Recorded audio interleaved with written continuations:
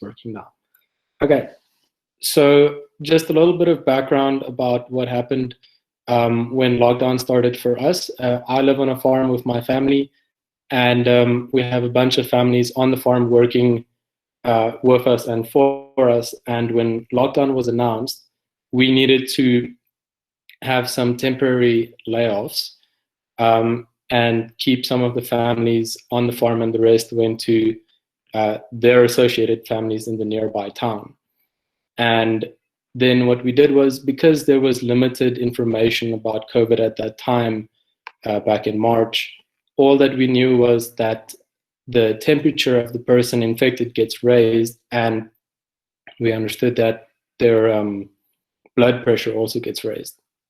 So what we decided to do, and we had a group meeting about it on the farm, is every day we're going to test everyone's temperature. We were about 15, 16 people on the farm for those 5 weeks, and we were going to take everyone's blood pressure. So we had the system, we had our own blood pressure machines, luckily. So we did that every single day, at least most of us. Some people, of course, don't follow through. And we kept at that to monitor everyone. We quickly realized that a bunch of people already had some blood pressure problems. So that also gave us an opportunity to address that for them, to try and improve their diet or their lifestyle. And luckily for us from the farm, I mean, it's a privilege for us that we still had this open space. We weren't all locked into a little apartment, and we still had this breathing room, but we still needed to be safe. Everyone was in panic mode during the start of the lockdown, so it was very important for us to keep everyone healthy, especially my grandparents. So we kept on with the system. The only people that were going into town was my father and someone else, one of our managers, and then we would keep them monitored. And if they were to infect the rest of us, we might know from someone else first if they were infected.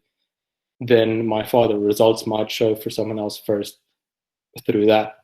So with how the pandemic has affected everyone, it's not just us that have been affected by it, with, say, the business having layoffs or with people not paying their rent. We fell under some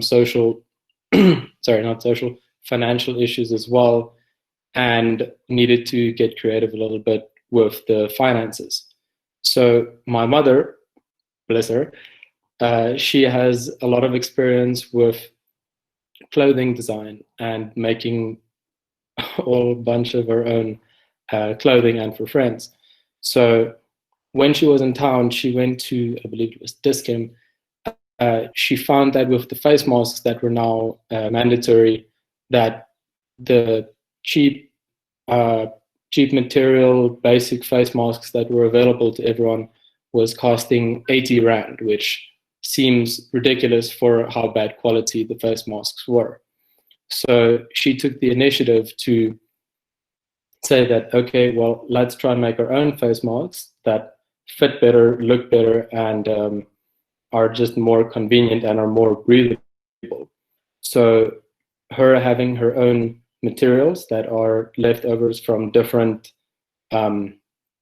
materials that she gathered previously for the clothing, she had about 35 different patterns, and she started making a bunch of tests. She went through a few designs and then finally found a design that worked. So luckily for this, I have an example here.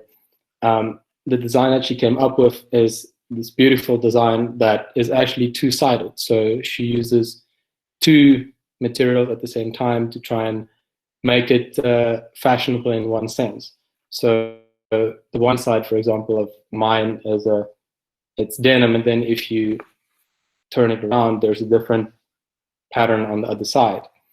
And she made a bunch of these with all the different materials and made for everyone on the farm that were working and were necessary. But quickly, through her friends and through my father's business, found that there is a demand for this. Everyone was finding it fashionable and wanted one as well. So then this was now an opportunity. It turned into a wonderful opportunity for us to make some extra money on the side to help with financing our groceries and all of that, with the rest of the money being harder to come by.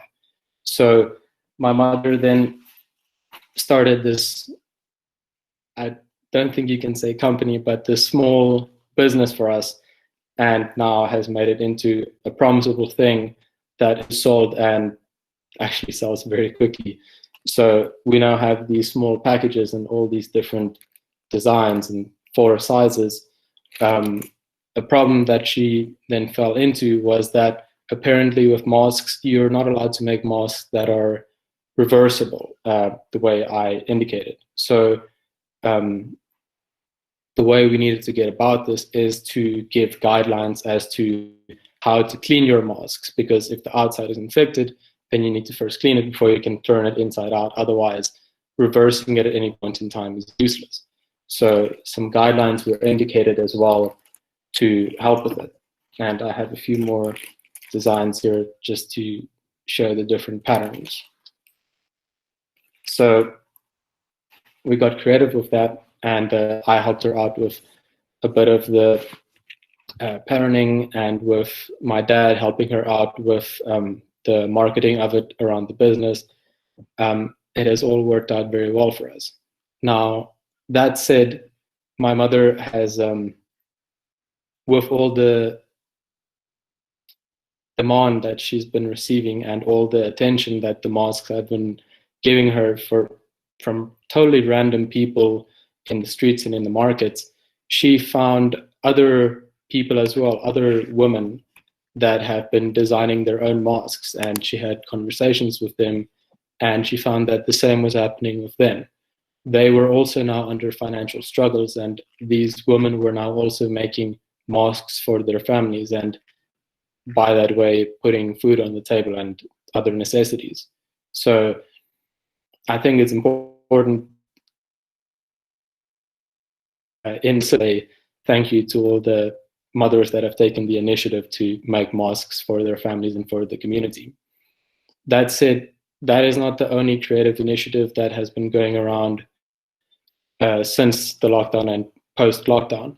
I have here a little extract that I'd just like to read about what's been happening with the major businesses. Victoria's Secret declared bankruptcy. Zara closed 1,200 stores. Chanel, Hermes, and Rolex have stopped production. Nike is getting ready for a second stage of layoffs. Airbnb said that the pandemic has reversed 12 years of efforts in 6 weeks. Starbucks announced the permanent closure of 400 stores. 95% of Virgin Active staff have been laid off, and more than 40% of dojos and small gyms have been closed permanently. And it continues.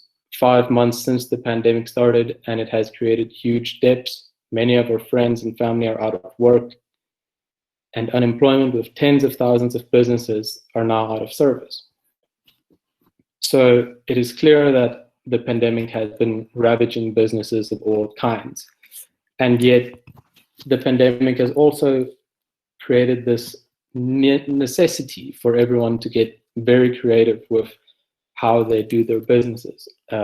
I found that there are students in Cape Town that started a delivery service with just their 2 bicycles, and they're just taking packages and driving around Cape Town delivering it.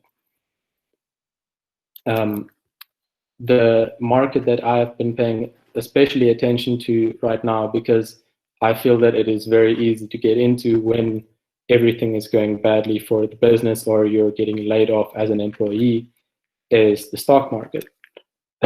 Looking at all the businesses that have been going like this, and since all of the stocks have been going down for just about all the countries in the world except maybe Sweden,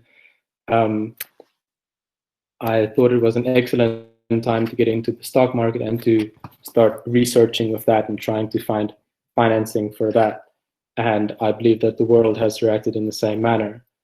It has been evident that certain industries have been booming in the strangest ways. Skype and Zoom and Dropbox, all these technological companies have been booming. Apple has been going big. The same has been for Amazon and the e-delivery service. All of those have been becoming more and more necessary for our daily new lives that we had to adapt to, while other markets like the beauty industry, the airlines industry, and the cruise industry have all been going downhill. So it has been a very good opportunity for anyone to get into the stock market, and people have been doing that. I did it myself, and I have been making some money on the side as well to finance my efforts and my future studies to look forward to. So I feel like that has been just that. There's been a lot of creative initiatives people have been doing, and I'm grateful for my mother for what she's been doing for us. Thank you.